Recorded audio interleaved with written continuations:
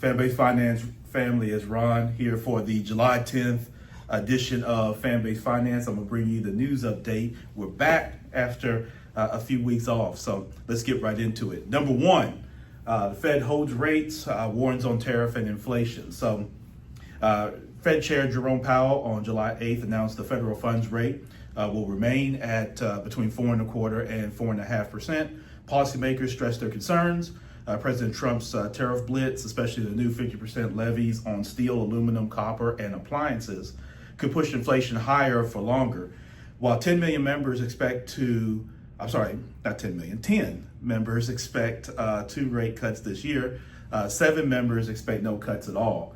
Bottom line, rate cuts will have to wait until September or even beyond.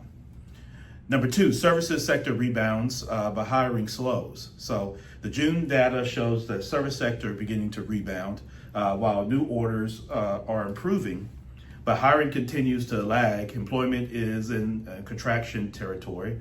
Assigned businesses are cautious amid economic and trade policy uncertainty. Number three, the jobs report. So 147,000 jobs added, but private hiring has begun to sort of plateau. The July jobs report delivered 147,000 new jobs, boosting U.S. farm non-payrolls and lowering unemployment to 4.1%. But rising public sector roles masked softness in private sector hiring. Private jobs additions are nearing their lowest pace since late 2024.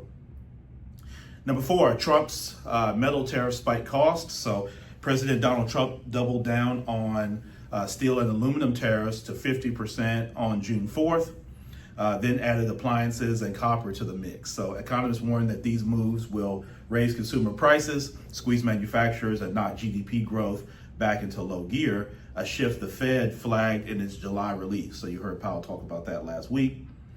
Elon Musk versus Trump, Tesla stakes on the table. So Elon publicly attacked Trump's big beautiful bill, warning it shredded electric vehicle tax credits and emissions related profits credits that accounted for 39% of Tesla's net income last year. So Trump retaliated by threatening to cancel SpaceX and Tesla contracts. Tesla shares dropped 14%, but have partially rebounded some this week. Number six, mass federal layoffs continue. So the Biden-era Department of Government Efficiency, or DOGE, led formerly by Elon Musk under Trump's executive order, has now triggered over 275,000 federal workforce cuts, the largest since federal civil service reforms began. The Supreme Court greenlighted the layoffs despite ongoing legal challenges. Number seven, small biz and auto buyers feel the heat. So a Goldman Sachs survey released reveals that 36% of small businesses are already hit by tariffs, and over 80% report difficulty getting affordable loans. Meanwhile, auto loans are spiking. Americans buying now before anticipate tariff-related price jumps kick in. And then number eight, the dollar eases, oil and gold get a boost. So with markets jittery over new tariffs and Middle East tensions, the U.S. dollar is softened while oil climbed above $75 a barrel, and gold saw renewed demand as a hedge. So those are sort of the 8 updates I've got for you this week. Just a quick summary. Tariffs are reshaping the economy. You hear that in a lot of the updates. So it's pushing costs and sort of complicating Fed policy. Rate cuts are on the horizon, but they're not imminent, right? The jobs picture is mixed. You have hiring, but you also have some slower pace in the private sector. We talked about Tesla, the federal workforce being slashed. That's really historic, right? We haven't seen that in a while. Consumers are feeling it. They're particularly in the small business space. I'm seeing it in the space that I'm in. But then you have people out of their fear factor with tariffs are buying cars.